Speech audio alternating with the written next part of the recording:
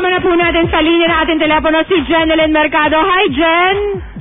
Hi. Good afternoon to you, Jen, and congratulations. Thank you. Good afternoon sa inyong lahat. Jen, it's been almost 2 weeks na since you gave birth. Kamusta ka na ngayon? I'm good. I'm okay. Happy. Happy? Have you given your baby boy a name already, Jen? Oo naman. Oh, what's the name? It's Alex Jazz Mercado. Alex Jazz. And where did you get that name, Jen? Yung father ko gusto niya yung Jazz eh. And dinagdagan lang namin ng first name. Okay. And you're already at home, tama? And ang nabalitaan namin, Jenilyn, naging medyo difficult daw yung delivery mo dahil halos 24 oras ka daw nag-labor. Of course, I don't know what that's like. So, pwede bang i-describe mo sa amin what being in labor for 24 hours is like? Hindi lang 24 hours. More than that? Lumagpas pa, umabot ng 30 hours yung labor ko. Ano yung feeling na yun? Para bang nahahati mo yung katawan mo into? Halong-halong sakit eh. Buong katawan ko na masakit. Tapos gutom ako kasi 24 hours mahigit na nga akong hindi kumakain, hindi pwedeng uminom. Kasi ganun eh. Hindi ka pwedeng kumain and uminom ng liquid eh. Kasi meron ka ng IV. So, yun. But how are you now, Jen? Are you able to walk around na?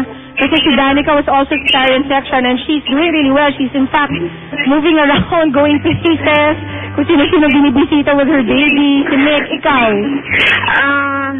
Ako within 24 hours, lumakad na ako.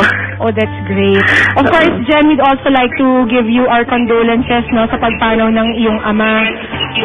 What was that like, Jen? Of course, syempre, sad, but trying to recover from your childbirth and then finding out about the news about your dad. How did you cope? Sobrang hirap.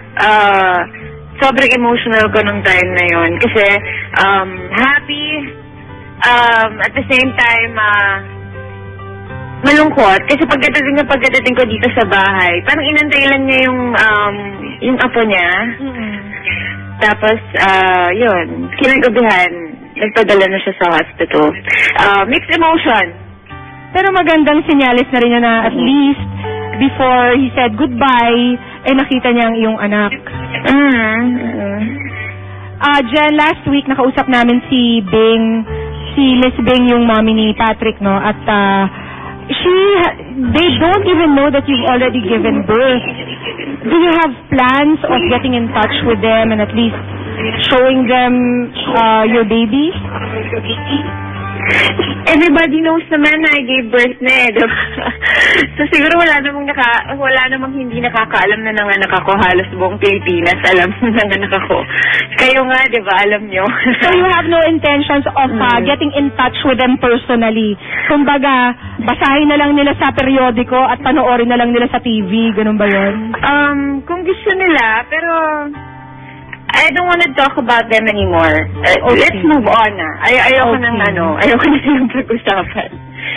Okay, needless to say, medyo bad vibes pa rin kayo ng mga Garcia. So, Jen, ang gusto malaman ng mga fans mo, mga kapuso fans mo, kailan nila ikaw makikita once and for all?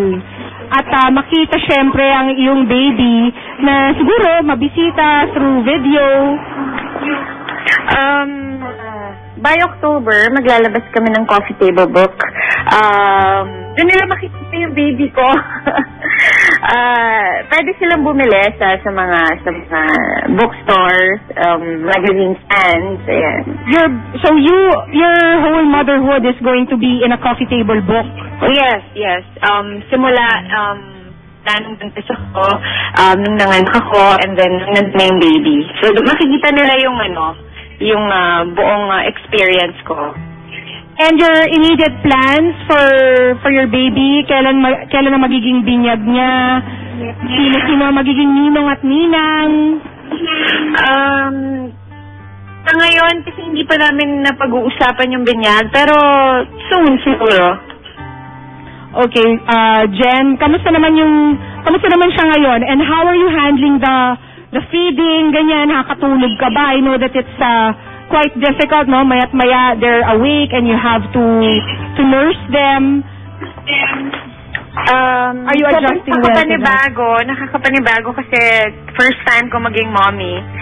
Buti na lang nandyan yung mom ko. Inaalalayan din ako. And, ngayon kasi medyo masama yung pakiramdam ko, so hindi ako masyadong makalapit kay baby. But you're breastfeeding? Yes. Okay.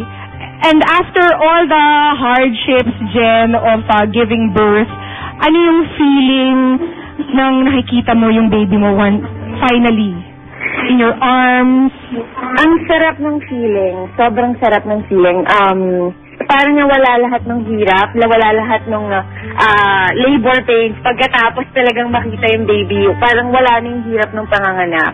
Talagang, hindi ko ma-explain yung feeling. Basta sobrang saya. And, yun lang yung masasabi ko. Talagang, walang kapalit yung pagiging, mommy talaga. Pag nakita mo na yung baby mo. We're so happy to hear that, Jen. And I'm sure maraming nakakamiss sa'yo ng mga fans mo. Anong gusto mong sabihin sa kanila? Siyempre, maraming salamat sa suporta. Hanggang ngayon, di pa rin nila ako iniiwan. Talagang nandyan pa rin sila para sa akin. Sobrang thankful ako na nandyan sila. Dahil kung wala talaga sila, siguro wala rin ako dito ngayon. Wala rin ako kung nasan ako ngayon. At sana abangan nyo ang pagbabalik ko. Sana supportahan nyo pa rin ako. Maraming salamat. Ang dami nang nag-a-applaud dito. Jeneline Mercado, maraming salamat sa iyo and we wish you a speedy recovery para makita ka na namin ng live as soon as possible. Oo nga. Thank you so much, Jen. Thank you. And take care of yourself. Mga taga Showbiz Central, magbabalik pa kami. Diyan lang kayo.